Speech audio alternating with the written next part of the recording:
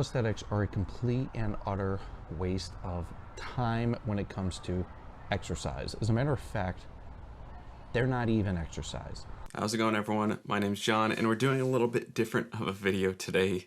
Today we're looking at Jay Vincent's video about calisthenics are useless as an exercise. So let me start off by saying this is not to bash Jay at all. I don't want any negative comments or anything going his way, just having a little discussion about this video. Honestly, I don't think he's actually conveying what he's trying to say very well, and I thought I might be able to better explain it and better help him understand why he's going to get some negative feedback on this video.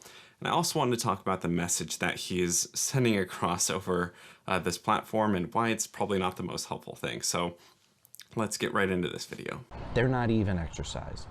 Exercise must stimulate an adaptive response, an improvement in muscular strength and muscular size. So he says they're not even, that calisthenics is not even exercise. And he says, what is exercise? He says it's stimulating an adaptive response, an improvement in muscular strength and muscular size. But that's his definition of exercise. First off, if you just look up what the definition of exercise is, it's just physical activity. So I don't know if I agree with that, but let's hear what else he has to say. Calisthenics cannot do this, first of all, because it is not intense enough.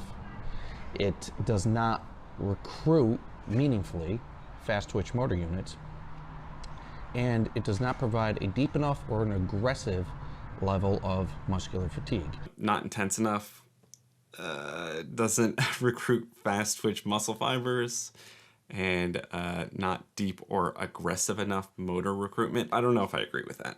What I mean by calisthenics, so something like jumping jack or burpee or any other silly nonsense that F45 and these box group training classes do. So okay, so this is where this is where a lot of you are probably thinking, okay, we're having different definitions of what calisthenics is. He says burpees and jumping jacks. That is not what I would say 95% of people consider calisthenics. If you look up, go on your phone right now, on Instagram, type in calisthenics. Go on YouTube, type in calisthenics. Go on Reddit, go to the calisthenics subreddit. What are you going to see there? You're going to see people doing pull-ups, push-ups, dips, probably front levers, back levers, one-arm pull-ups, a bunch of different things. He mentions F45, which is I guess a group class or something like that. I had to look it up. I didn't see a single thing on their website that mentions something about calisthenics. Nothing at all. So you can see that there's obviously a difference of definition of what calisthenics is here. And this is what I want to help Jay here understand, is that what you're putting out on YouTube when you're saying calisthenics is useless is not what people are assuming you're talking about. I checked the comment section here. He goes on to say bodyweight exercises are not calisthenics. But his definition of what calisthenics is it only jumping jacks and burpees and silly exercises? Like, what is the definition of silly? I checked a little further down in the comment section too, and I think this is a great comment. It depends on how you interpret calisthenics. I train my upper body with body weight and rings. Do you consider that calisthenics or bodyweight training? I don't want to fall into semantics, and Jay just says, I define calisthenics in the video. So if you're doing jumping jacks and burpees and going to F45, then you're doing calisthenics. But even then, if you're just going to a group class, or if you're just doing jumping jacks at home or just doing burpees, I still think his argument does not hold up at all, that these are not exercise. A burpee is not an exercise. Jay, if you're watching this, I want you to look up a guy named Iron Wolf and tell me that he's not getting some stimulative exercise gains from doing burpees, all right? And I'm almost positive he does nothing but burpees. Let's hear what else he has to say. F45 and these box group training classes do. A lot of the reason they do these exercises and these the F45 or these group training classes is because they're easy and they're fun. So you got to look at the business model. The business model is to get people to sign up and get people to keep going. So he makes a fair point that the business is trying to make a fun and engaging exercise for people to do. And I think that could definitely lend itself to making things too easy or trying to appease whatever the client is. So they pay the monthly membership. If they did something that was difficult, most people wouldn't show up. If they did something that was boring, most people wouldn't show up. So those two things, what is difficult, right? What's difficult for you is different than what's difficult for me, or difficult for my dad, or difficult for my grandma, right? So saying that something is not difficult, that just is meaningless. So they're not actually effective exercise. They're more like group recreation. And a lot of people will make the argument that, oh, well, something is better than nothing. But in this case, it's actually not. Calisthenics could, and a lot of times do provide what I refer to as an exercise side effect. So this is what I really dislike about this video. He says that something is not better than nothing. If you're at home and you're sitting around, you're doing nothing, good. You shouldn't go be active. Even if your doctor's telling you you need to be active, you need to do something. All you need to do is not sit on the couch for 8 hours a day. That's wrong. Your doctor's wrong. You should be doing nothing instead. Overweight, under-muscled individual, if they do anything, it's going to act as a minor stimulus and a small adaptation. You can't have it both ways, right? Can't be not an exercise that doesn't do anything, but it's also now providing a stimulus and causing adaptation. So that's why a lot of people see initial adaptations with something like calisthenics or group training. But the problem is it's very short-lived. It is very minor. I can understand what he's trying to say. If you're doing a group class and the intensity level is always the same, there's going to be a point to where that is no longer helpful for you in terms of progressing, overloading, whatever you're doing. But again, the definition of an exercise is not just to always be progressing.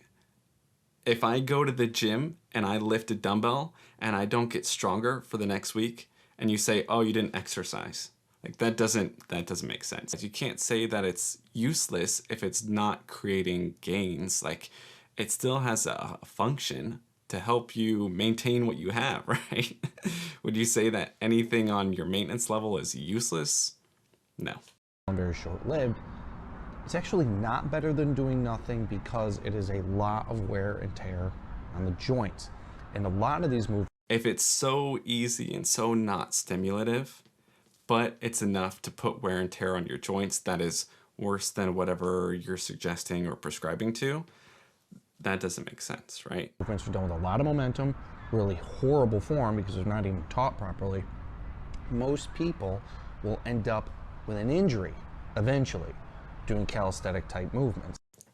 Most people will end up with an injury sitting on the couch, whether they're bodybuilding, whether they're rock climbing, whether they're doing anything. Most people will end up with an injury. Some won't. Like that is a statement that you could say about anything. Most people will end up getting injured riding a bike. Should you not ride bikes anymore? That's not a good argument. So the argument is better than nothing is actually wrong. So the best thing you can do, obviously, for exercise is not any of these, movements that involve several muscle groups. You want to choose movements that focus on a targeted muscle group. The best thing you could do for what goal? Doesn't explain it ever in this video. There seems to be this erroneous belief that involving a bunch of different muscle groups somehow makes the exercise more effective.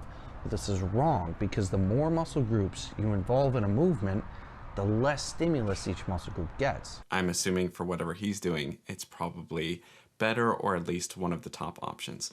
But again, you have other people with other goals, and just saying that this way is wrong because it's not the way that's best for me is just so short-sighted for other people, especially when you're on a platform like YouTube, where there's a lot of people just trying to learn and better themselves.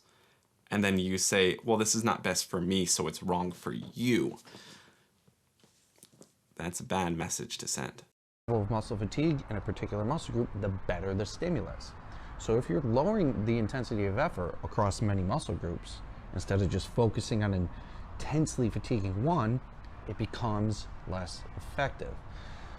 This is all over the fitness industry now. Things like you combine a burpee with a push-up or an overhead press. This is absolute nonsense. So obviously he's just kind of making general, this is all over the industry. This is the best thing. This is the worst thing. This is not effective. This is effective. It's not really anything specific. This is something he could have said. If your goal is to primarily grow your muscle or look better, specifically targeting your biceps will have a better effect on growing your biceps than doing jumping jacks. Obviously, that's very clear and there's no questions about that. But that doesn't make as good of a title as calisthenics are useless, right? Right? They're not useful for your specific goal, so they're useless. So calisthenics are literally the polar opposite of effective exercise. They have a very poor influence on improvement in cardiovascular demand because they're not very intense. Do 100 burpees and tell me it doesn't involve a cardiovascular demand. Your heart rate goes up when you do them, but it's mostly due to the short muscle contractions and lack of venous return. So anyone who tells you otherwise simply has no idea what they're talking about. So obviously this video that Jay here made was just to get some clicks on the video, and I don't think he had a solid grasp of what calisthenics is. Seriously, like, do any search on YouTube, Instagram, anything, TikTok. Tell me how many people you see doing burpees and jumping jacks. And tally that up, and then tally that next to the people doing one-arm pull-ups, front levers, and planches. Some of the most difficult things that you could do with your own body weight. That being said, I'm not trying to bash Jay. I just want people to understand that if things are different than what you think are right, it doesn't mean they're wrong. So go out there and do whatever the hell you want to do. Until next time, peace.